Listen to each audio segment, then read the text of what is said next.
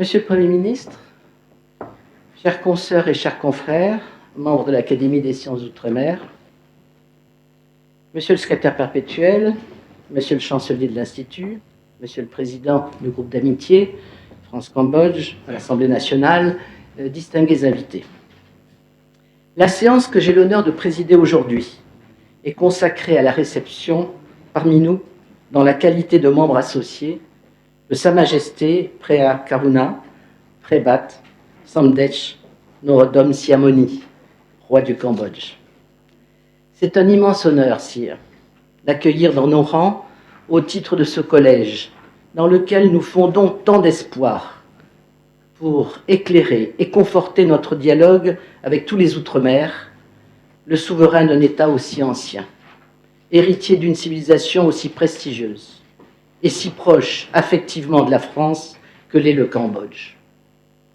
Le royaume du Cambodge s'est associé à l'Empire français par la volonté de vos ancêtres, les rois Ang Duong et Norodom Ier, en 1863. Et il s'en est détaché de façon harmonieuse grâce à l'habileté diplomatique et politique de votre auguste père, le roi Norodom Sihanouk, en 1953. Cette constante harmonie entre nos deux nations mérite d'être soulignée. La beauté et la renommée des monuments d'Angkor, l'ancienneté de la langue khmère, attestent la richesse et la profondeur d'une culture qui fascine tous les visiteurs de votre pays. La guerre et la violence qui ont marqué l'histoire du Cambodge à la fin du XXe siècle ont stupéfié tous les amoureux de votre royaume. Sire, et nous nous inclinons devant le courage sans faille dont votre majesté, alors jeune prince, a fait preuve, ainsi que ses augustes parents, le roi Norodom Sihanouk et sa majesté la reine Monineat, en partageant la souffrance de leur peuple. Comment ne pas admirer ensuite l'extraordinaire vitalité de la nation khmère, qui, quelques décennies seulement après être sortie de l'abîme, connaît aujourd'hui une prospérité, un développement inédit et spectaculaire. La tenue du 20e sommet de la francophonie à Siem Reap, dans un an en 2026, dans un juste retour de la contribution singulière de Sa Majesté le roi Sihanouk à cette démarche visionnaire, il y a plus de 55 ans, est un témoignage supplémentaire de cette volonté d'ouverture et de recherche de la paix. C'est aussi l'expression de la considération et de la confiance que portent à votre pays, sire, et à votre majesté, tous les pays francophones, pour réinventer, dans un monde en forte mutation, la place et le rôle de la communauté de langues et de valeurs qui les rassemble. Puis-je, sire, pour clore ces paroles, puiser au fond de mon cœur l'évocation de ma propre enfance à Phnom Penh, au goût depuis d'un paradis rêvé. Phnom Penh où mon père, Maurice Ulrich, frais et moulu de l'école de la France d'outre-mer, après avoir été d'abord affecté à la gestion des affaires économiques de la ville, sera ensuite, à la demande des autorités en place, détaché par le gouvernement français auprès du vôtre, sire, pour accompagner activement le processus historique qui conduira du modus vivendi du 7 janvier 1946 à la conférence inter-État de Pau de novembre 1950 et enfin à la proclamation de l'indépendance du Cambodge le 9 novembre 1953. Tôt convaincu des vertus de l'écoute mutuelle et de la coopération, comme seule voie possible pour assurer de façon pacifique une transition délicate, respectueuse de la dignité et des intérêts de toutes les parties, Maurice Ulrich n'aura de cesse, avec ma mère Simone Ulrich, de transmettre à ses filles, à ses petits-fils et à ses arrière-petits-enfants ce lien vibrant et fraternel, forgé à l'aune de causes partagées, comme de la découverte d'un pays flamboyant et de tout un peuple attachant. Je salue ainsi l'heureux destin qui me fait être aujourd'hui l'interprète de toutes mes consoeurs et de tous mes confrères pour vous souhaiter, sire, la bienvenue.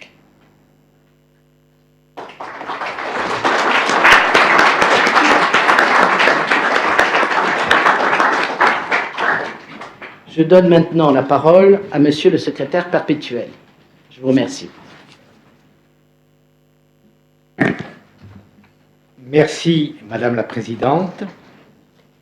Sire, Monsieur le Premier ministre, Monsieur le Chancelier, honorables invités, chères consoeurs, chers confrères, la réception de Votre Majesté au sein de notre Académie constitue un événement dans son histoire.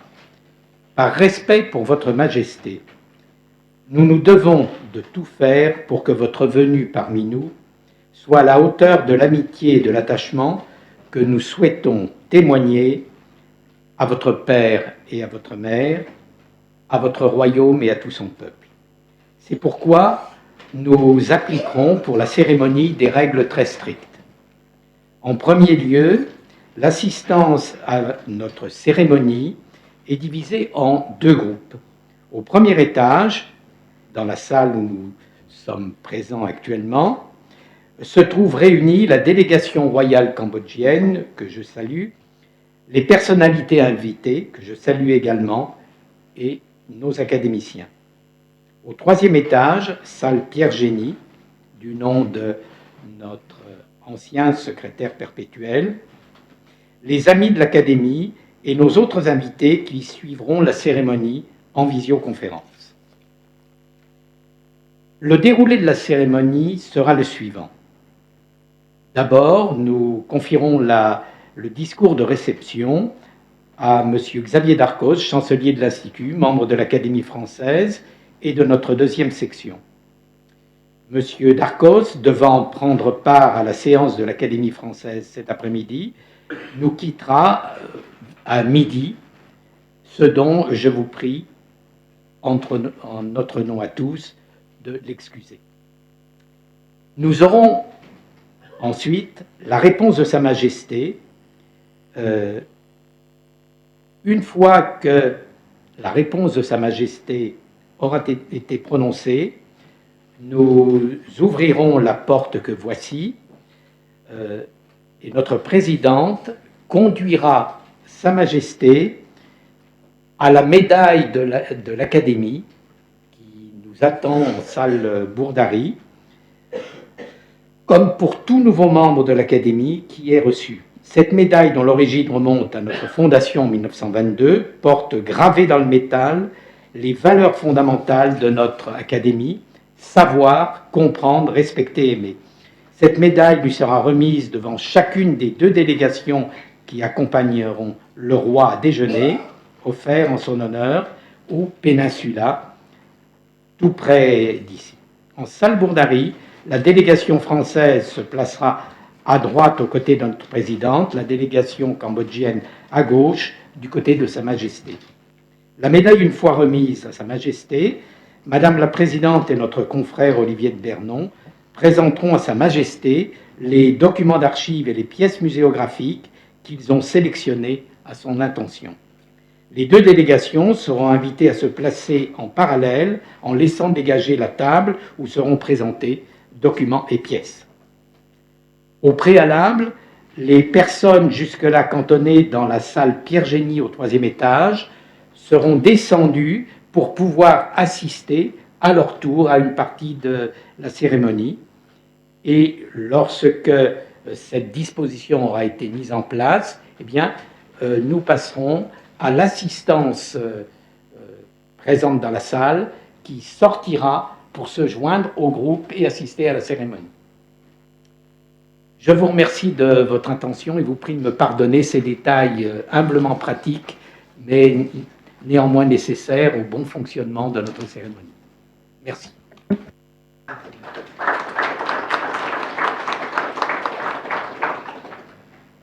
J'ai l'honneur de convier M.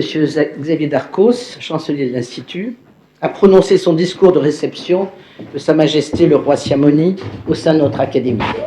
Monsieur le chancelier, je vous en prie. Sire, Monsieur le Premier ministre, Madame la Présidente, Monsieur le Secrétaire perpétuel, Mesdames et Messieurs les ambassadeurs, Monsieur le Vice-ministre du Palais, Monsieur l'ambassadeur du Cambodge à Paris, Mesdames et Messieurs, chers consoeurs, chers confrères, vous vous en doutez, Sire, c'est une grande joie, un honneur exceptionnel pour l'Académie des sciences de l'Outre-mer de vous accueillir aujourd'hui, d'accueillir Votre Majesté. À travers vous, nous recevons évidemment un souverain, Mais nous recevons aussi l'homme que vous êtes et que nous connaissons, un homme de culture, un artiste, un diplomate, une incarnation presque idéale de cette résilience dont le peuple khmer a fait depuis des siècles sa force la plus pure.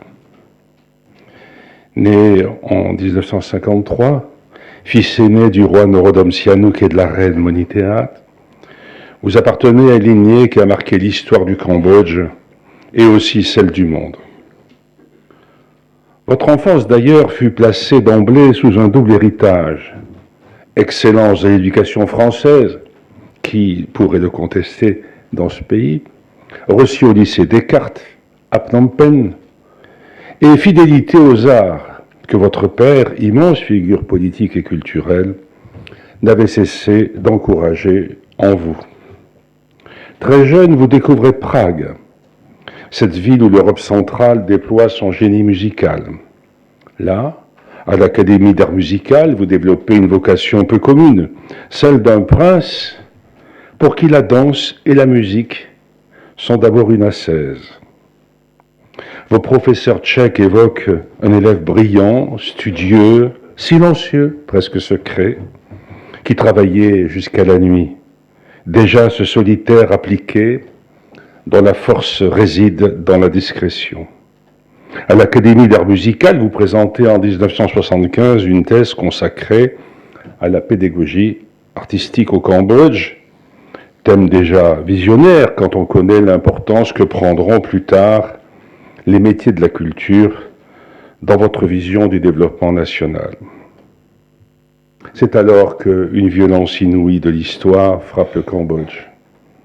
En avril 1975, la prise de Phnom Penh par les Khmers rouges plonge le royaume dans le chapitre le plus tragique de son existence. En 1977, lors de votre retour à Phnom Penh, les Khmers rouges vous persécutent et vous enferment. C'est en ce sens que vous incarnez, sire, la résilience et le courage absolu du peuple khmer. À vous-même, comme à votre peuple, rien n'a été épargné. Et pourtant, tout vous a construit. Selon le mot de Paul Claudel, qui, comme chacun sait, aimait l'Orient, ce que le malheur n'a pas abattu, il les a instruits. Après la chute du régime rouge, voici la période d'exil, la Chine, puis la France, où vous allez séjourner pendant 20 ans. Lorsque vous gagnez la France en 1981, c'est à Paris que se déploie pour vous une seconde carrière, celle d'un professeur, celle d'un pédagogue, celle d'un directeur artistique. Vous enseignez la danse classique, au conservatoire Marius Petipa, Gabriel Fauré, puis au conservatoire Mozart. Votre approche pédagogique, héritier de Prague, certes, y suscite l'estime, l'admiration et la fidélité de vos collègues et de tant d'élèves. En parallèle, vous présidez l'Académie de danse khmer et vous réalisez 2 films, Rêve et Les 4 éléments, pour faire rayonner cette tradition millénaire dont vous êtes aujourd'hui le meilleur connaisseur et le plus sûr garant. Puis vient la diplomatie, mais l'art n'est-il pas déjà en soi un projet diplomatique? Vient la diplomatie. Votre entrée sur la scène internationale débute en 1993, lorsque vous êtes nommé délégué permanent du Cambodge auprès de l'UNESCO. Durant 11 années, vous plaidez sans relâche pour la sauvegarde d'Angkor, pour la préservation du patrimoine immatériel, pour la reconnaissance des maîtres du Chapei, les danseuses, les artisans. Et c'est sous votre impulsion que s'intensifie la coopération internationale autour de la préservation des temples d'Angkor et que le Cambodge participe activement aux négociations de la Convention de 2003 sur le patrimoine immatériel, l'un des textes fondateurs du XXIe siècle en matière culturelle. Décisive pour les arts vivants, elle assure la protection nouvelle à la danse royale khmer, désormais inscrite au patrimoine mondial de l'UNESCO. Permettez-moi, sire, d'évoquer à ce moment de votre carrière le souvenir personnel que j'ai, pour vous avoir non seulement reçu dans mes fonctions de ministre de la coopération, du développement et de la francophonie, mais surtout à votre invitation. De m'être rendu à Angkor, à Phnom Penh puis encore, où j'ai eu l'honneur de vous accompagner pour une soirée inoubliable lors d'une remarquable représentation des Nuits d'Angkor, dont je garde un précieux souvenir, où tour à tour, nous avions vu les danseurs de l'Opéra de Paris et le Ballet Royal du Cambodge se succéder devant ce décor magnifique des ruines d'Angkor. Vous avez alors préfiguré ce que serait votre règne. Un combat pour la beauté, pour la mémoire, pour cette âme cambodgienne que vous définirez plus tard par ces mots. Notre culture, c'est notre identité, notre fierté et notre âme. Et comment ne pas songer ici à l'admirable invocation de Makai Pai dans son chant de paix, une voix franco-khmère qui était déjà présente dans votre esprit et qui ressentait la renaissance spirituelle de votre peuple. Ô peuple d'âme, petit peuple khmer, toi qui as tiré de la cendre la seule parole qui puisse délivrer le monde et tarir les pleurs des dieux, des génies et des hommes, des démons et des bêtes, des arbres et des pierres. Ô mon peuple khmer, ô peuple d'âme, va mon peuple, marche sans crainte entre l'Orient et l'Occident, répands, peuple khmer, sur l'Europe, répands, peuple khmer, sur l'Asie, la lumière auprès de laquelle soupirent les parasites, les enfers, lumière de la paix et de l'amour bouddhique, que tous les êtres soient heureux. Dans cette adresse poétique se lit l'idée que le Cambodge n'est pas seulement un pays, c'est une source, c'est une lumière, un pont entre les civilisations. Et votre Majesté est aujourd'hui l'interprète la plus fidèle. Le 14 octobre 2004, le Conseil du Trône vous choisit à l'unanimité pour succéder à votre père. Là encore, pour des raisons géographiques, puisque j'étais près de Bergerac, je suivis beaucoup cette affaire, vous vous en souvenez, sire. Vous devenez le 4e souverain de la dynastie fondée en 1941. Vous devenez alors l'un des très rares souverains élus de notre époque. Cette élection dit la confiance d'un peuple dans un homme dont la vie fut mise au service du bien commun. Votre règne, disons-le, est exemplaire. Par sa sobriété, vous êtes un roi discret, fidèle à une conception éthique du pouvoir, profondément engagé dans vos missions. Là encore, c'est l'artiste qui éclaire le souverain, et même lorsque l'effort est immense, il doit rester invisible. Votre style royal est celui d'un homme de paix et de mesure, et pourtant, votre influence est immense. Votre Majesté, la France se réjouit aujourd'hui de cette relation qui vous unit à elle depuis votre enfance. Vous parlez notre langue, je le sais, avec une élégance totale. Vous en maîtrisez les nuances, vous en aimez la littérature, comme l'esthète que vous êtes. Et vous faites de la francophonie non pas une simple appartenance, mais un espace de sens. N'est-il pas formidable d'ailleurs que la présidente de l'Académie des sciences d'outre-mer qui vous accueille soit la fille de Maurice Ulrich, qui s'occupait précisément de francophonie à l'époque où vous êtes devenu roi. Votre père, le roi Sihanouk, fut l'un des fondateurs de l'Organisation internationale de la francophonie. Vous en êtes aujourd'hui l'un des visages les plus respectés, les plus écoutés. Et le Cambodge, faut-il le rappeler, fut l'un des rares pays asiatiques à avoir signé la déclaration de Bamako.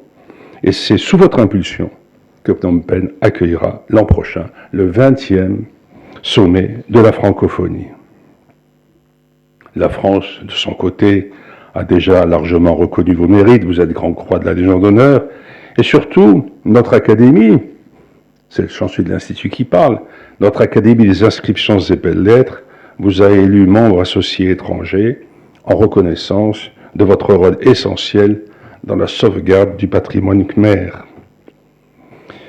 Votre présence aujourd'hui prolonge une longue histoire, celle d'un dialogue intellectuel, esthétique, spirituel, entre deux cultures qui se respectent, qui s'admirent, qui se comprennent et qui s'enrichissent l'une l'autre.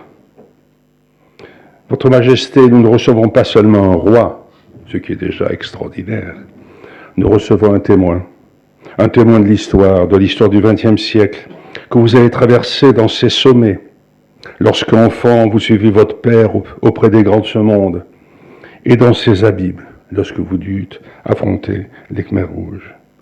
Un témoin de cette idée supérieure selon laquelle la culture peut réparer ce que l'histoire a brisé. Un témoin d'une certaine idée de la dignité humaine que résume extraordinairement la maxime de Paul Valéry, qui disait « La véritable grandeur est de briller sans chercher à paraître ». Votre Majesté, l'Académie des sciences d'outre-mer, voit en vous un allié, un ami. Vous êtes un de ces souverains dont le règne ne s'exerce pas seulement sur un territoire ou sur un peuple ou sur une nation, mais sur des consciences, par l'exemple donné, par la dignité d'une vie vouée à la paix, à la culture, à la beauté, à l'harmonie entre les peuples. En vous accueillant aujourd'hui, c'est le Cambodge tout entier que nous saluons. Un Cambodge fier, cultivé, fidèle à son image, réouvert au monde. Un Cambodge qui nous donne l'exemple de l'apprentissage, de la création, de l'espérance. Sire, soyez assurés ici de notre respect, de notre estime, de notre indéfectible amitié, et si vous le permettez, de mon affection personnelle.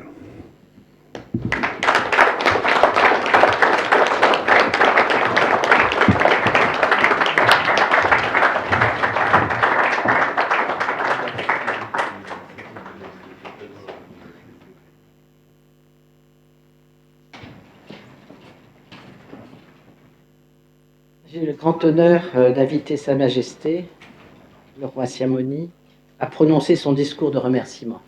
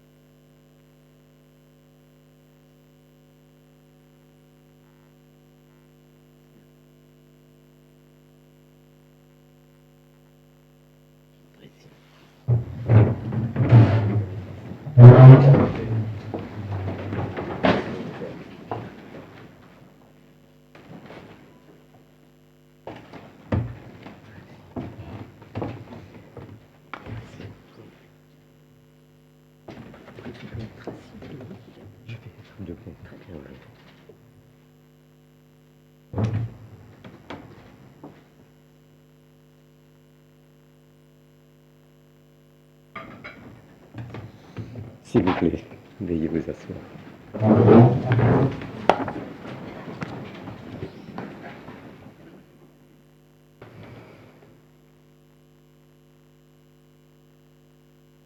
Monsieur le chancelier de l'Institut de France, cher monsieur Xavier Darcos, l'honneur que vous m'avez fait en prononçant ces mots d'accueil au sein de l'Académie des sciences d'outre-mer me touche profondément. Et je suis extrêmement sensible à l'amitié que vous venez de me témoigner. Monsieur le Premier ministre, Madame la Présidente, Monsieur le Secrétaire perpétuel, Mesdames et Messieurs les académiciens, Mesdames et Messieurs, en m'invitant à rejoindre les rangs de votre compagnie, vous m'avez offert de connaître une institution qui place l'humanisme au cœur de sa vocation. La devise que vous m'offrez de partager, aimer, savoir, comprendre, respecter, est d'une telle bienveillance qu'elle élève l'esprit vers un idéal dont on voudrait être digne. Vous m'invitez, mesdames et messieurs les académiciens, à m'asseoir parmi vous pour partager le même idéal. Et je me réjouis d'être convié à cultiver au milieu de vous l'art d'aimer, cher monsieur Xavier Darcos, mais aussi l'art de savoir, celui de comprendre et celui de respecter. Il y a dans le nom même de l'Académie des sciences d'outre-mer une poésie difficile à traduire dans ma langue le Cambodgien. Les Khmers n'ont jamais été de grands navigateurs, et l'univers dans lequel ils ont longtemps vécu était cerné de mer ou d'océan, les Mahasamot, entourant le mont Meru de nos cosmogonies qu'il ne faisait pas bon traverser. En 1853 encore, mon illustre aïeul, le roi Andourn, fit composer une Traipumi, une description des trois mondes, dans laquelle le mont Meru est décrit comme l'axe de l'univers, dressé au centre d'océans immenses et d'une profondeur insondable, d'où émerge ce grand continent, les Mahatvip. Pour les habitants de notre continent, le Tiampoutvip, il existait donc bien des outre-mer, mystérieux parce qu'inaccessibles. Les habitants des continents situés au-delà des océans étaient décrits parfois comme des géants, parfois comme des Lilliputiens. Ils étaient crédités de vertus extraordinaires, d'une longévité merveilleuse, de facultés admirables ou de tares effrayantes, sur lesquelles il était d'autant plus loisible de gloser qu'il était impossible de jamais les rencontrer. Les vieux Khmers, comme les anciens Grecs, croyaient-ils à leur mythe?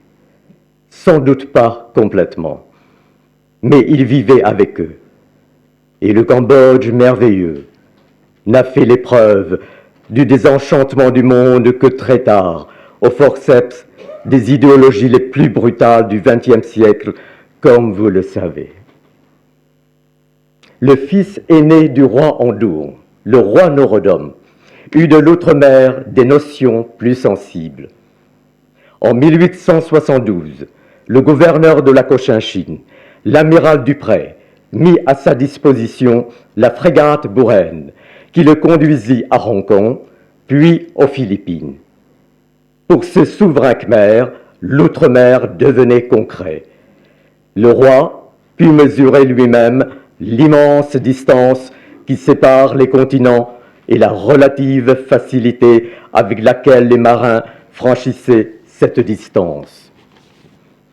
Sans doute, ce prince apprécia-t-il l'accueil qu'il reçut lors de chaque escale et l'intérêt qu'il y avait pour son pays de nouer des liens avec ce lointain à tant d'égards si proche.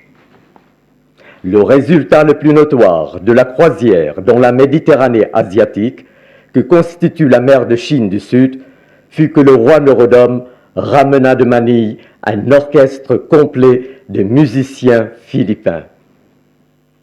Ainsi, le premier voyage outre-mer d'un souverain khmer eut avant tout des conséquences culturelles et artistiques.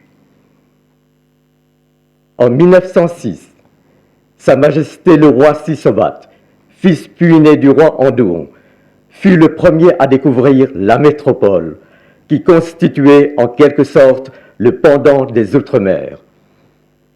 Les vieux mandarins de la cour et les reines qui n'étaient pas du voyage n'avaient pas ménagé leurs efforts ni leurs pleurs pour que le roi renonçât à franchir ces océans abyssaux, ces Mahasamot pleins de menaces, et pour qu'il ne se risquât pas au milieu des habitants de l'Ottarakorotvipa, le continent du Nord, décrit dans les textes comme étant emporté et sans noblesse.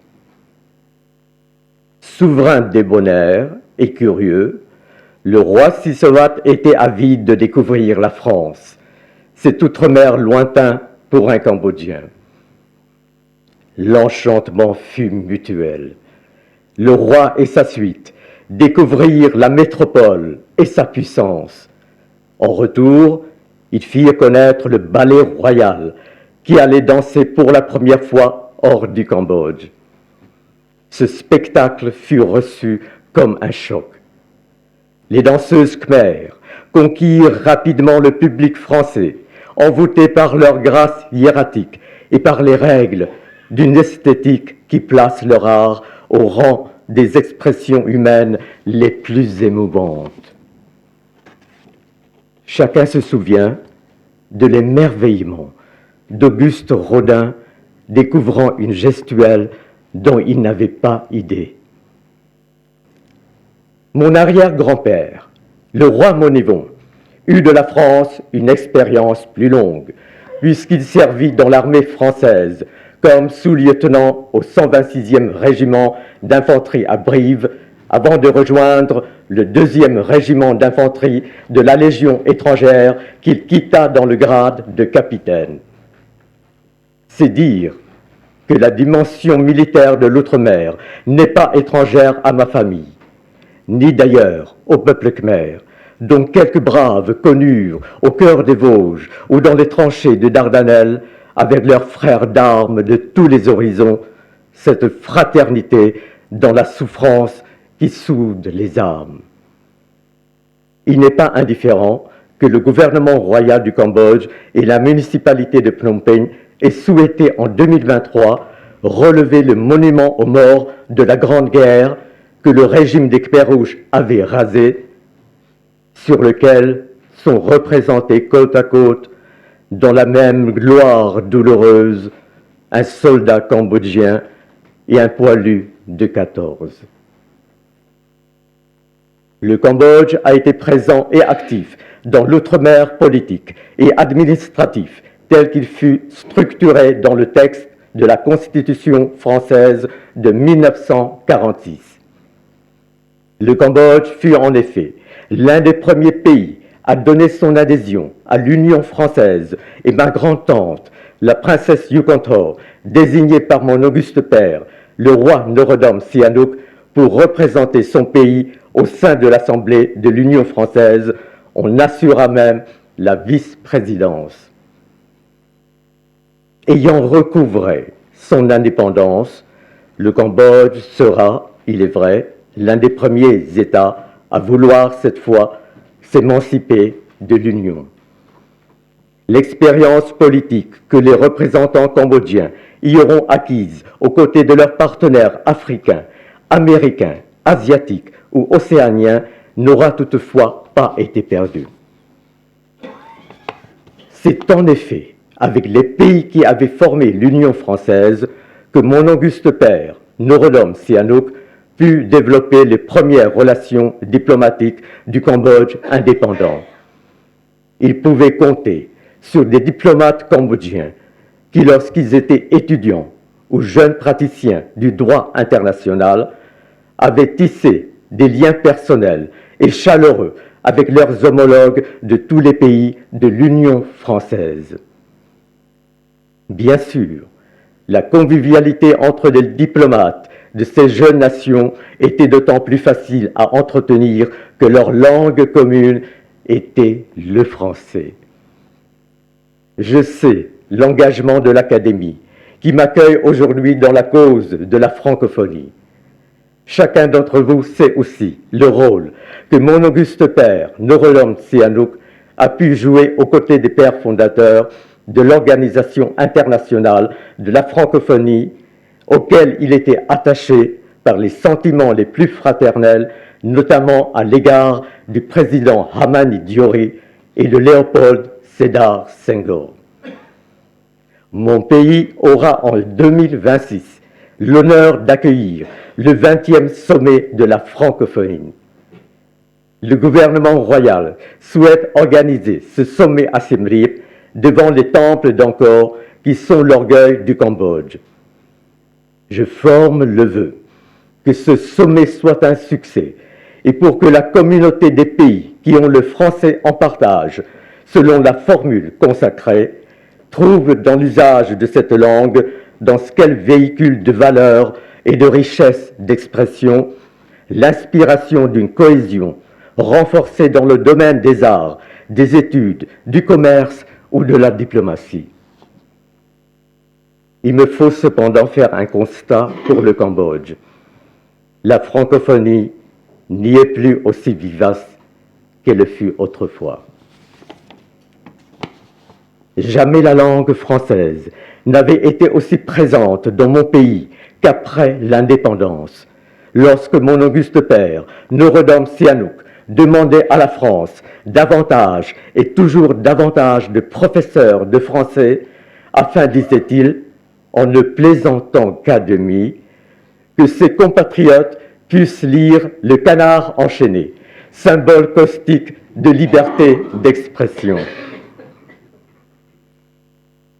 À l'époque du Sancombrinnium, de 1955 à 1970, pas moins de 11 quotidiens en langue française paraissaient à Phnom Penh, la plupart avec des capitaux privés.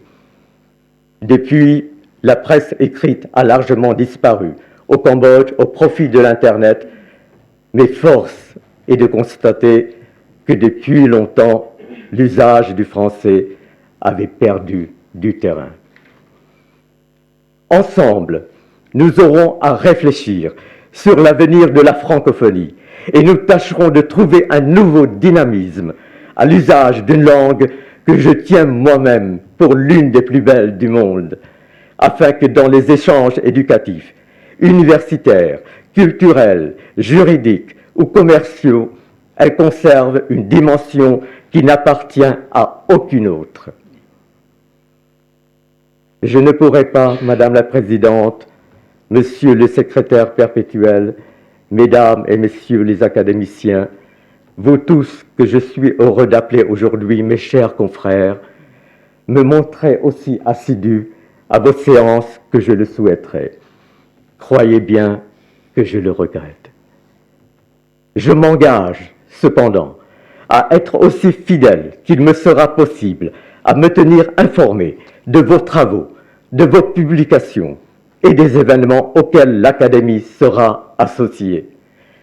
Je vous remercie pour votre attention.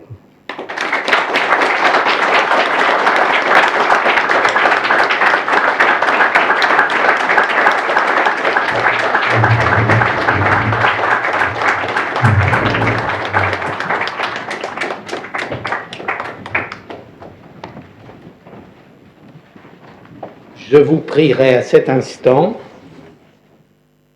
de bien vouloir laisser sortir notre présidente et Sa Majesté, puis ensuite nous laisserons sortir la délégation du Cambodge et enfin les personnalités de notre académie invitées au déjeuner avec le roi.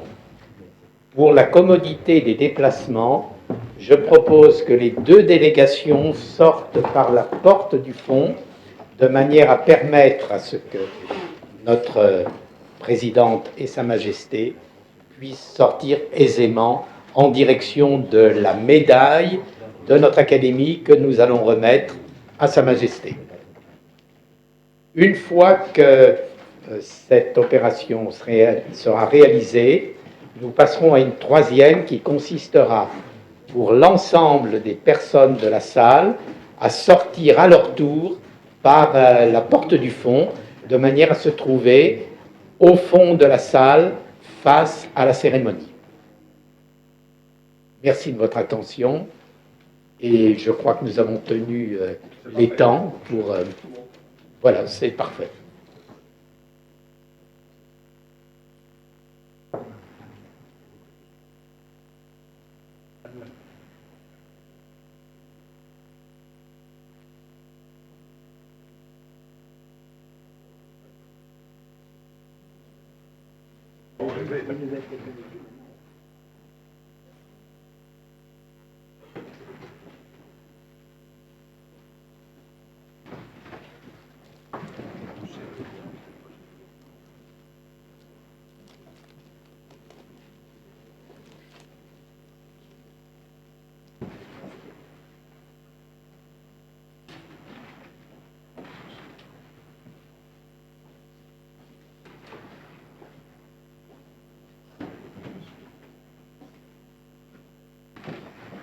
J'invite à son tour la délégation cambodgienne à sortir, puis la délégation française.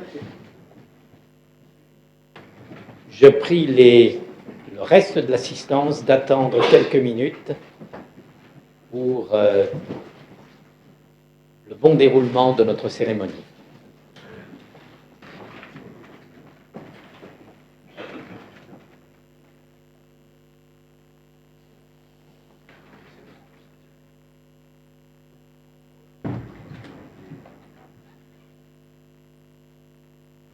crois que nous pouvons y aller.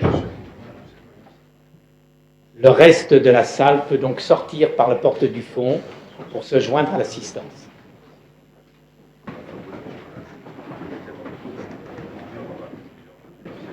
Merci à tous.